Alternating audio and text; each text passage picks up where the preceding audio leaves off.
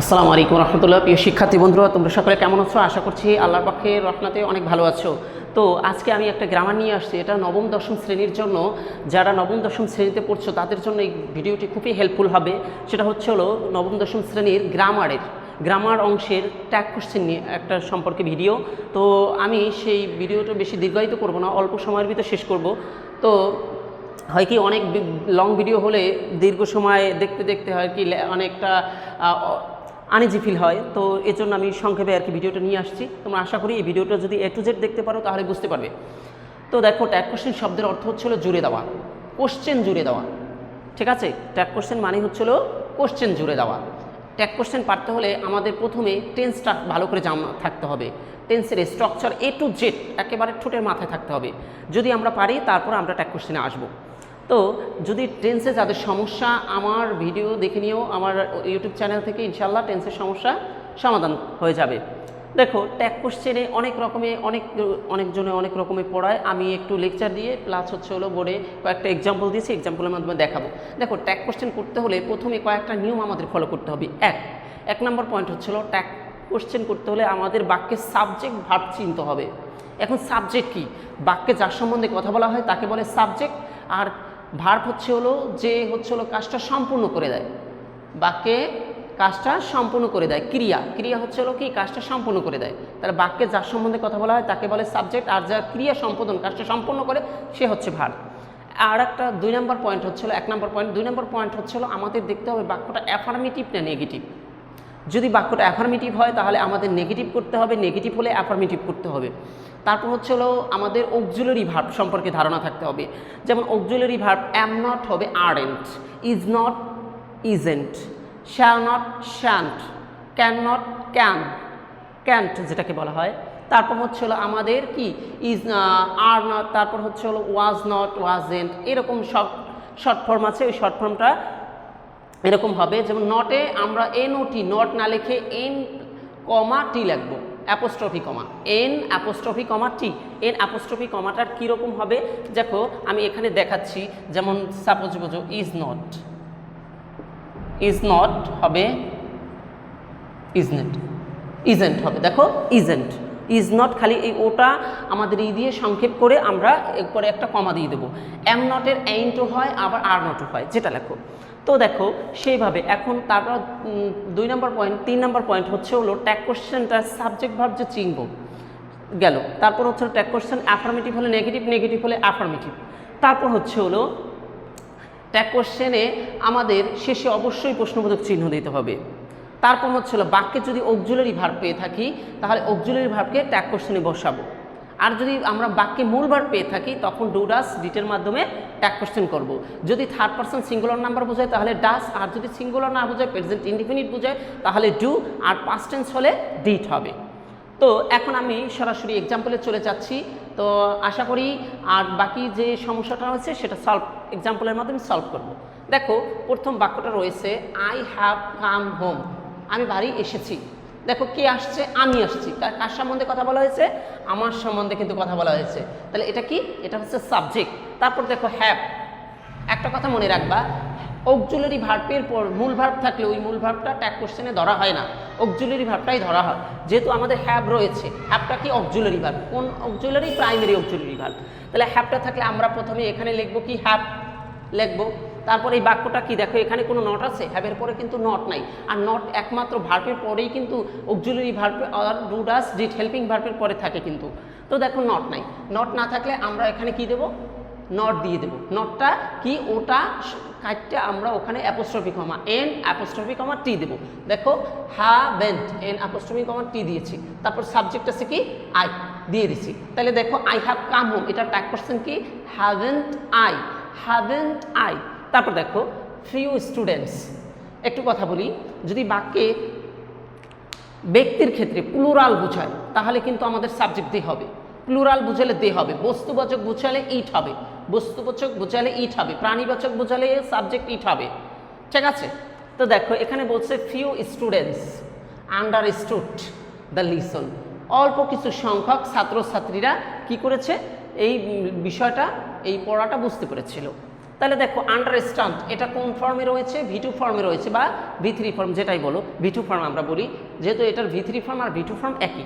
তা আন্ডারস্ট্যান্ড, দেখো আন্ডারস্ট্যান্ডটা কোন ফর্ম, এটা হচ্ছে মূল ভার্ব। মূল ভার্ব যদি বাক্যে থাকে তখন আমরা কি করব, তখন ডু, ডাস এবং ডিড এর মাধ্যমে ট্যাগ কোশ্চেন করব। তখন আমরা কি করব, ডু, ডাস, ডিড এর মাধ্যমে ট্যাগ কোশ্চেন করব। যদি এখানে আমাদের কি হয়েছে আন্ডারস্ট্যান্ড, আন্ডারস্ট্যান্ডটা কোন ফর্ম, V2 ফর্ম, তাহলে এখানে V2 ফর্ম কোনটা, ডিড, তাহলে আমাদের এখানে এর জন্য ডিড লিখতে হবে। বুঝাতে পারছি শিক্ষার্থী বন্ধুরা, আশা করছি তোমরা বুঝতে পেরেছো। তা আন্ডারস্ট্যান্ডের জায়গায় এখানে আমাদের যেহেতু মূল ভার্ব রয়েছে সেহেতু ডিড কীভাবে আসছে, যেহেতু আমাদের আন্ডারস্ট্যান্ড ভার্বটা হয়েছে মূল ভার্ব এবং এটা V2 ফর্মে রয়েছে, তাই এখানে ডু ডাস ডিড এর V2 ফর্ম কি, ডিড, এর জন্য আমরা ডিড লিখেছি। এখন দেখো এই বাক্যটা অ্যাফার্মেটিভ না নেগেটিভ, অ্যাফার্মেটিভ, তাহলে হবে কি আমাদের ডিডেন্ট। আর এখানে ফিউ স্টুডেন্ট বুঝিয়েছে, এজন্য আমাদের সাবজেক্ট হিসেবে কি ধরতে হবে, দে ধরতে হবে। কেন দে ধরতে হবে, এটা হচ্ছে হলো প্লুরাল বুঝিয়েছে। দেখবা সাবজেক্ট যদি ব্যক্তিবাচক হয় এবং সেটা প্লুরাল হয় তখন কিন্তু আমরা দে ধরি, আর যদি একজন ব্যক্তি হয় তাহলে কিন্তু প্রোনাউন আমরা হি ধরি, পুরুষ হলে, আর মহিলা হলে শি। তো তারপরে রুলটা দেখো, little progress has been made. দেখো little progress has been made, দেখো এই লিটল প্রোগ্রেস এগুলো থাকলে সাবজেক্ট আমরা ইট ধরবো, লিটল, তারপরে এ লট, এরকম যদি সাবজেক্ট থাকে এই লট দ্বারা যদি বস্তুকে নির্দেশ করে তাহলে আমরা কি ধরবো, ইট ধরবো। দেখুন এই লিটল প্রোগ্রেস মানে অল্প উন্নতির কথা বলছে, এর জন্য আমরা সাবজেক্ট কী ধরবো, ইট ধরবো। এটাও কিন্তু একটা বস্তুবাচকের মতো পড়ে। তাহলে দেখো এখানে অক্সিলিয়ারি ভার্ব কি আছে, হ্যাজ আছে, এর জন্য আমরা হ্যাজ দিব, আর এটা অ্যাফার্মেটিভ এর জন্য কি দেবো, হ্যাজেন্ট।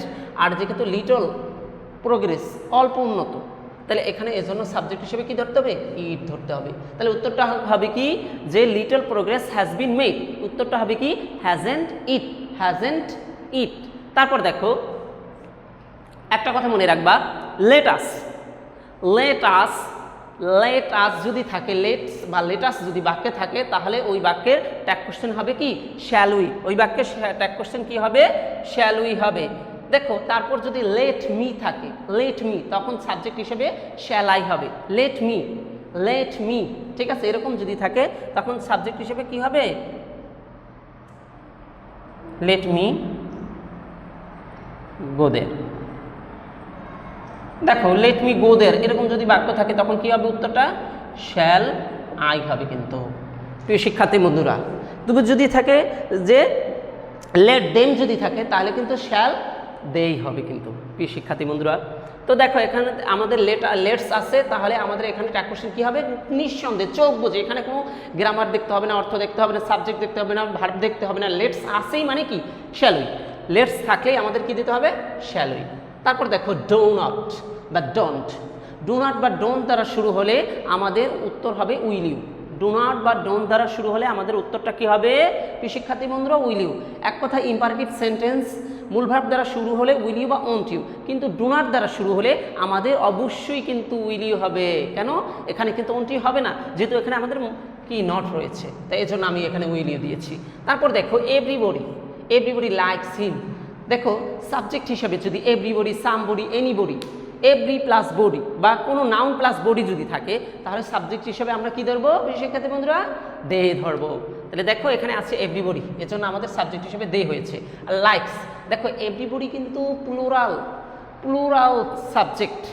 আমরা বলি যে এভরিবডি তো হচ্ছে সিঙ্গুলার না, এভরিবডি প্লুরাল সাবজেক্ট, এরপরে কিন্তু এস বাই এস হয়, কিন্তু এটা ধরে যেহেতু আমাদের মূল ভার্বের শেষে কি আছে, এস আছে, তাই আবার অনেকে বলি যে এভরিবডি আছে এবং মূল ভার্বের সাথে এস থাকলে তো আমরা জানি ডাস হয় না, এটা হচ্ছিল সিঙ্গুলার না, এটা হচ্ছে প্লুরাল সাবজেক্ট। প্লুরাল সাবজেক্টের পরে যদি আমাদের এরকম থাকবে লাইকস, রেসপেক্টস, ওয়ান্স, তাহলে আমরা ভার্ব হিসেবে মূল ভার্ব হিসেবে কাকে নির্দেশ করবে, ডুকে নির্দেশ করবে, এখানে কিন্তু ডাসকে নির্দেশ করবে না প্রিয় শিক্ষার্থী বন্ধুরা।